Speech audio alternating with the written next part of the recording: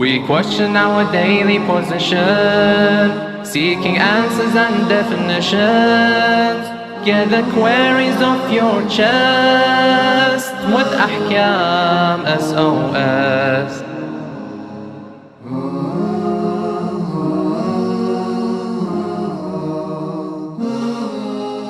Assalamu alaikum wa rahmatullahi wa barakatuh, and welcome to Ahkam SOS, the show that discusses Islamic duties and practices. Now, this is a live show where we do take in your questions. If you have any question you'd like to send in via the WhatsApp, the email address ahkamsos@imamhussein.tv, or alternatively give us a call here in the studio 0203 515 0199, and inshallah we'll be able to discuss and answer your questions. I'm your host Mohsin Shah, and joining me is Sheikh Ali Ma'ar. Assalamu alaikum, Sheikhna. Assalamu alaikum wa rahmatullah. How are you? Alhamdulillah. MashaAllah. Sheikhna, my first question, in a couple of weeks, a lot of the UK, a lot of the world to be honest, considering it's quarantine, we'll be celebrating Valentine's Day. Now, Valentine's Day, as you know, it's a celebration, originates from the Christian faith, Saint Valentine, I believe, and people give out gifts and so forth. So my question is it permissible to manufacture, buy and sell these goods where, for example, like a card that may have some poetry on it, or maybe a handkerchief that maybe has I love you stitched on it or something like that. So these different items that we have, which technically given, if a single person gives it to a single male, gives it to a single female, can cause, issues, can be the roots and the start of, a path of temptation and a path of haram. So what does Islam have to say about this? أعوذ بالله السميع العليم من الشيطان الرجيم بسم الله الرحمن الرحيم الحمد لله رب العالمين وصلى الله على محمد وآله الطيبين الطاهرين ولعنة الله على أعدائهم أجمعين. Well, indeed, it is not permissible for the individual to basically exchange such, let's say, love letters or cards or handkerchiefs and so forth, which are the symbolic of temptation and the arousal of lust. Mm-hmm. It is not permissible at all and comes under the category of prohibited acts. So the one should avoid it. Unless the individual has some kind of marriage contract, be it the temporary or the long term. I see. Then they can exchange the love cards and so forth as a husband and wife. There's no issue with it, yes. Awesome. Sheikhna, as you know, this is a live show where we do have questions coming in from our viewers. We have a question here sent in by one of our viewers. Hijab is one of the most important traits of the Muslim woman. So what is the purpose and aim of the hijab being religiously obligatory? Well, number one, that hijab itself is honoring for the woman. It's takreem from Islam to honor the woman, the dignity of the woman. And secondly, it is ala kulli hal protecting the woman from the degradation. So protection for the woman, that's number two. Number three is to avoid the exploitation and the use by the wicked ones. You have some companies in which they promote indecency, adultery, na'udhu billah. They employ young girls in this issue, for example. So, of course, Islam came to abandon adultery, to abandon this indecency in the community, in the society, and which destroyed this society in the Jahiliyyah time.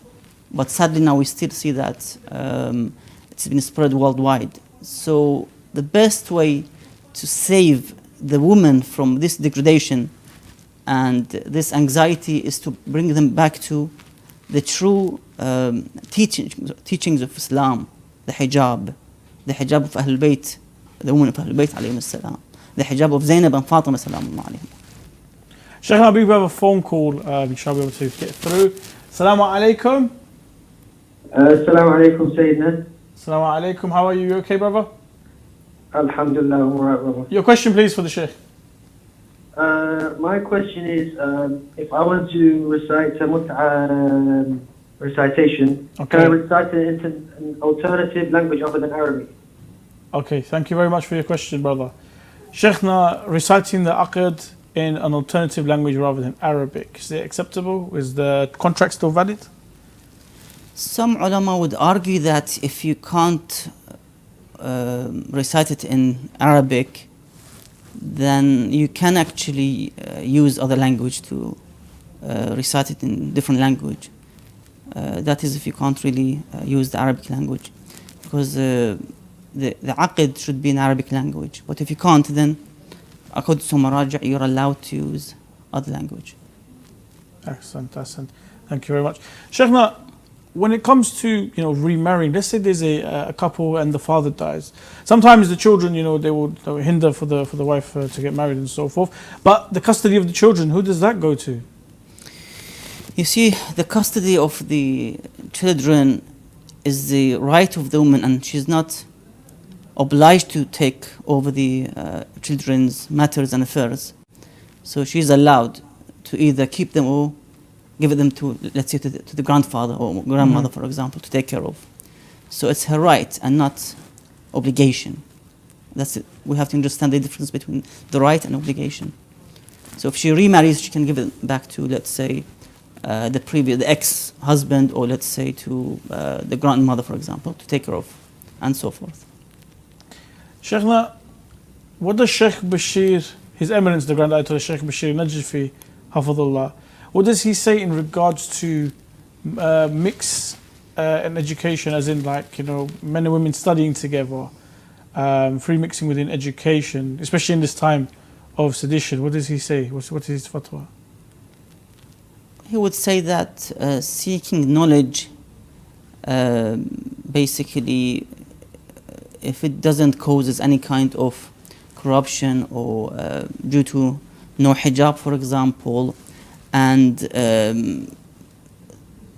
there's a protection between both sides in terms of the male and the female, then they can observe their study and go to those institutions, as long as they protect and preserve their hijab and their dignity and honor. Sheikh Nabi, we have another question coming in from the WhatsApp. If one fears falling into haram because of not marrying, then is it mandatory for one to marry? Yes, indeed, it is mandatory. It becomes wajib if the one fears that they might fall into the act of haram and indecency. There's a hadith from Imam Rida alayhi salam. He states and narrates that the angel Jibreel descended on the Prophet sallallahu alaihi wasallam, and from the Prophet this hadith from Allah Azza wa Jal, which we say hadith Qudsi in other words. So Jibreel said to the Prophet sallallahu alaihi wasallam, "Inna rabbaka yuqri'uka as-salam wa yaqul." So your Lord sends the greetings, and he says, "Inna al-abkara min an-nisa'i bimanzilati ath-thamri 'ala ash-shajar." The likeness of the virgin woman is the likeness of a fruit which is on the tree. فَإِذَا أَيْنَعَ الثَّمَرُ, when the fruit become ripe, فَلَا دَوَاءَ لَهُ إِلَّا اشْتِنَاءُ.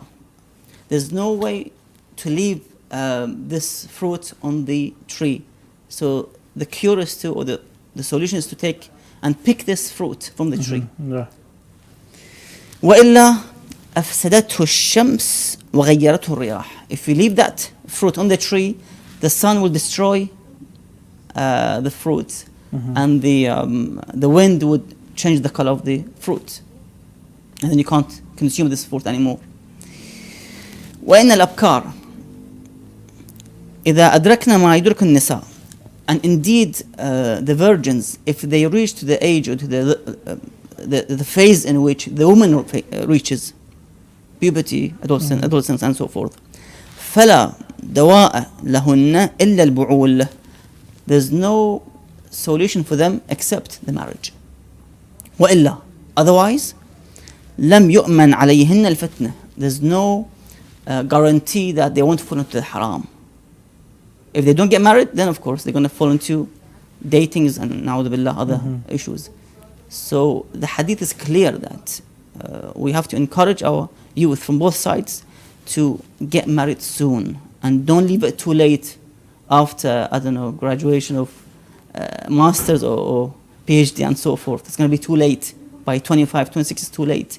Try to get married as soon as possible and to avoid the haram acts, because that will eventually may lead to indecent acts. Na'udhu billah.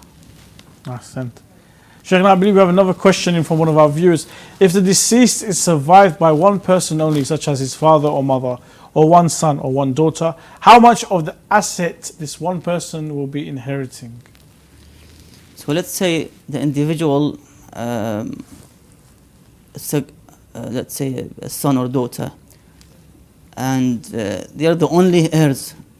In this case, this individual will inherit the entire wealth in this situation, because there's no other siblings or relatives in this regard, then they will actually inherit the whole wealth. And that's why we say that in some occasions, women would inherit the entire wealth, the entire inheritance. And this is one of the points and places in which she takes the whole wealth, and not just half of the wealth, in terms of the divisions which is made between the men and the woman in terms of inheritance. So here she inherits the whole wealth. Excellent. Shaykhna, as you know, when it comes to the fatwa and when it comes to different fiqh, sometimes there's an evolution, sometimes there's a change. Now, if we believe that maybe a fatwa has changed or has been updated, is the proper word to say, maybe there's been a fatwa that's been updated, is it mandatory upon us to go and investigate this? His Eminence, the Grand Ayatollah Sheikh Wahid Khorasani, what does he say about this? His Eminence says that one can continue to act upon the current fatwa of the mujtahid as long as he's not certain. If he's certain, then he has to change the mas'ala and act upon with the new mas'ala. But if he's not certain, then he can stay and remain with the old fatwa, whatever is there in the site or in the Risala Amaliya book. And he doesn't need to go and research for every mas'ala that have they changed the mas'ala, the hukum or not. You don't have to search about it unless you're certain. Then you have to change the act upon this mas'ala. Shaykh, I believe we have another question sent in by one of our viewers, inshallah, one of our viewers. Is the salah of ziyarah for the offspring of the imams, peace be upon them, performed with the intention of ziyarah? Basically, the 2 rak'ah ziyarah mustahab that we do is a mustahab, and we do it with the intention of qurbat Allah ta'ala. And then basically we present the thawab and the reward of these 2 rak'ah to this son of the imam alayhi salam. So we send the thawab to them. Ahsan. Thank you very much, Shaykhna. We're going to go to a short break, inshallah. Join us after the break as we continue our discussion here on Ahkam SOS. Assalamu alaikum wa rahmatullahi wa barakatuh.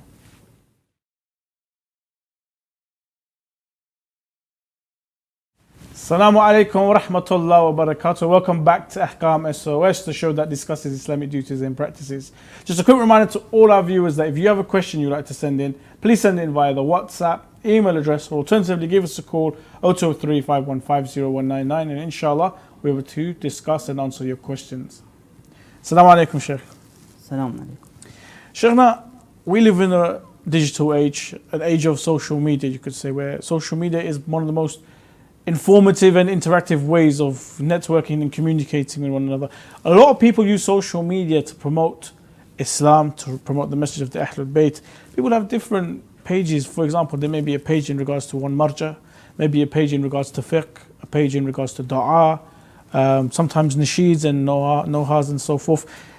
If I have a page, a website, or a YouTube channel or so forth, that promotes the message of the Ahlul Bayt and Ali Muhammad, am I allowed also to add my own personal things into it? For example, what I'm doing with myself these days, maybe my own biography, who I am, trying to change this channel and promote the message. Am I allowed to do that, Islamically speaking? Bismillah ar-Rahman ar-Rahim. Well, if you're the owner of the website, yes, it is permissible. You can. It's your website. You're being promoting and supporting the website. That should be fine.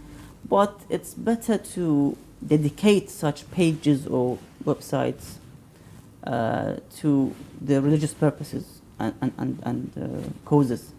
So purely for religious. You can open your own, let's say, Facebook page or internet page and so forth separately and have your activities and videos and so forth. So let's have something separate and dedicated to Ahlul Bayt alayhi salam.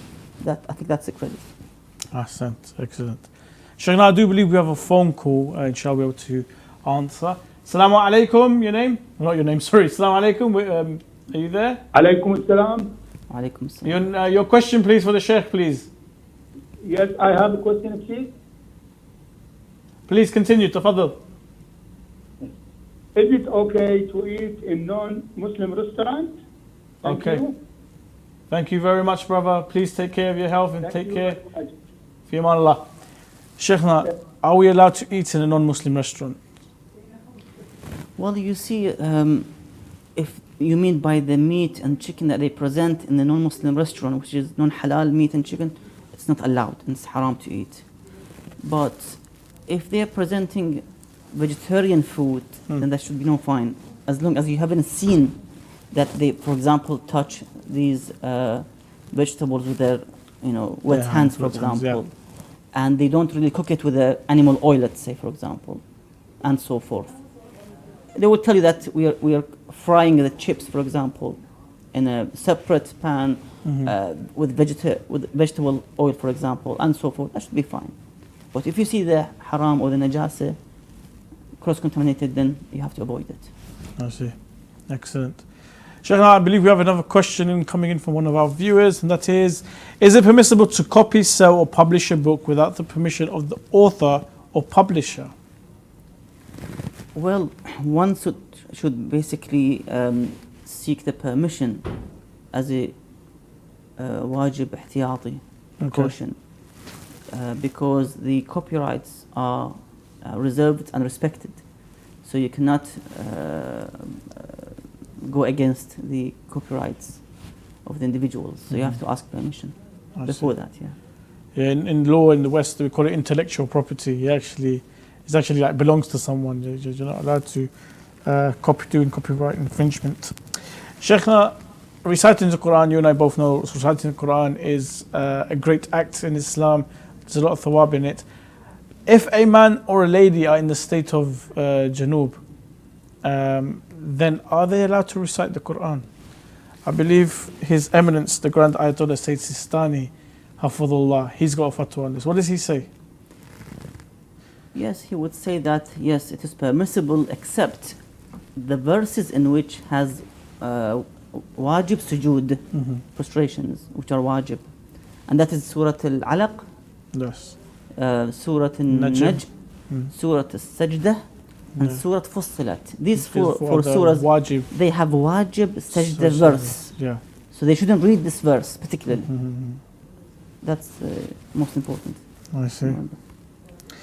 Shaykhna, is it obligatory to learn the religious rulings of selling and buying when trading? Well, it is mustahab for the individual to learn the ahkam of the buying and selling and trade. However, if there's a specific rulings which are really in trouble of, then the one must learn these ahkam. There's a hadith from Imam Amir al-Mu'minin Ali alayhi salam.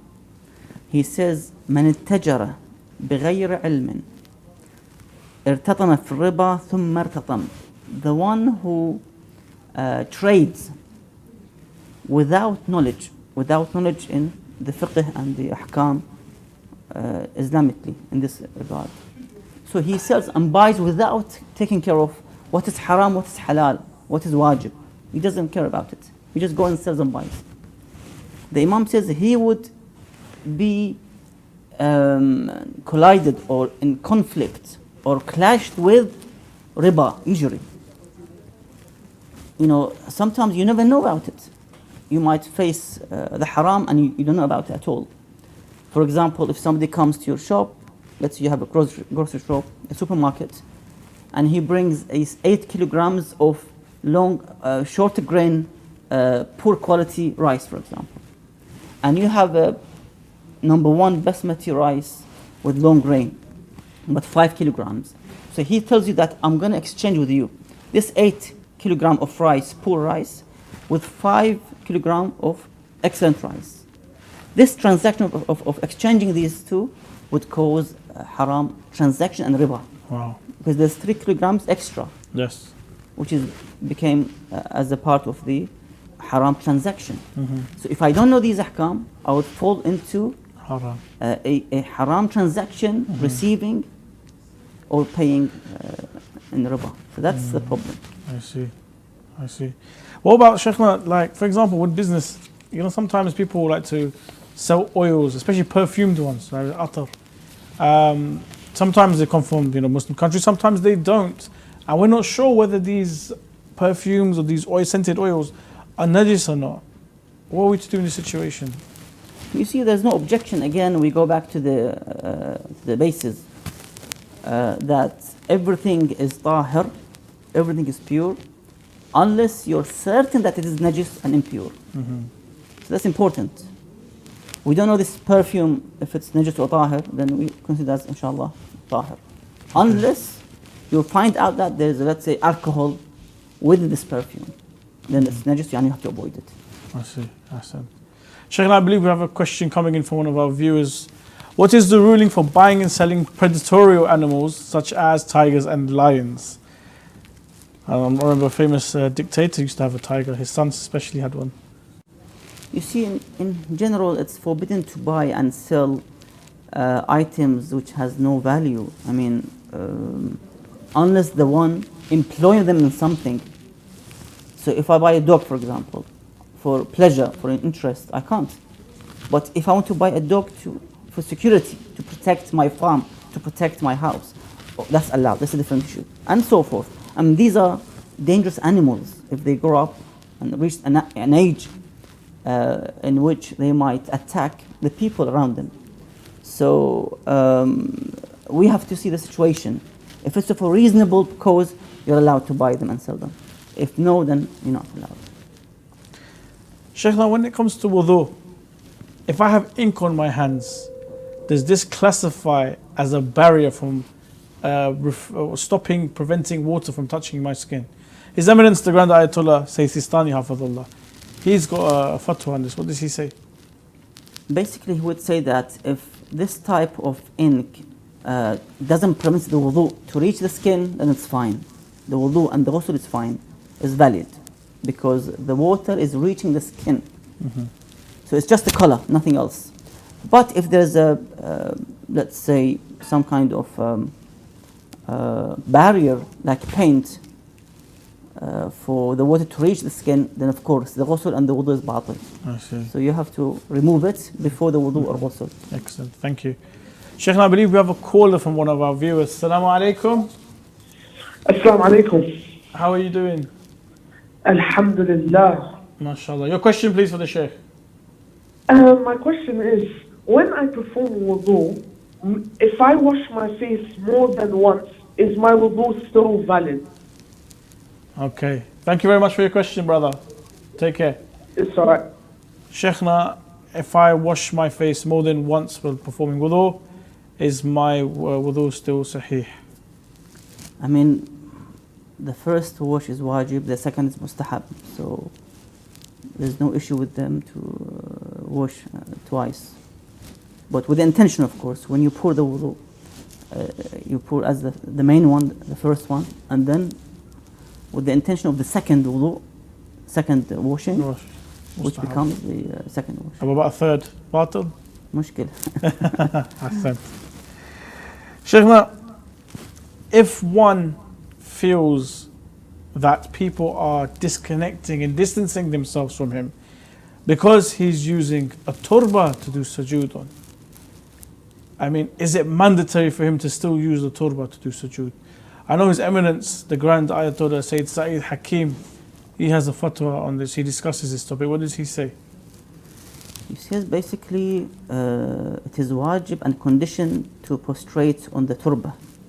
And the like of the turba, such as the tree leaves, for example, wood, let's say paper, tissue, and so forth, which are not edible, and you can't wear them basically. So So you can't pray on the carpet or fabric. Unlike the non-Shia who pray on the carpet and fabric. You can't really pray on these things because you can wear them, in other words. They are fabric.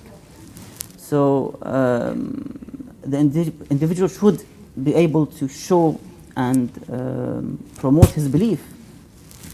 If there is no danger or harm on this individual, then he can actually promote his aqidah and explain to them why we have to prostrate on the turba. So the best thing is for the individual to basically show his aqidah, but of course billati ahsan, and use the best means and hikmah and wisdom to guide the others to Islam. Ahsant, and thank you very much, Sheikhna, for all your efforts and joining us today. And thank you to all the viewers for watching. Inshallah, me and the Sheikh will be back on Wednesday. If you have a question that you would like to ask, and it could be a question on anything, there's nothing too silly or too taboo. It is our duty to find your answers. If you want an answer from a particular marja, we do have very, very good relations with all the offices and with all the representatives in order to get the correct answer for yourself. So please send in your questions via the WhatsApp, the email address, or give us a call here, inshallah, on the next episode, which will be Wednesday, here on Imam Hussein TV 3. This has been Ahkam SOS. Assalamu alaikum wa rahmatullah wa barakatuh.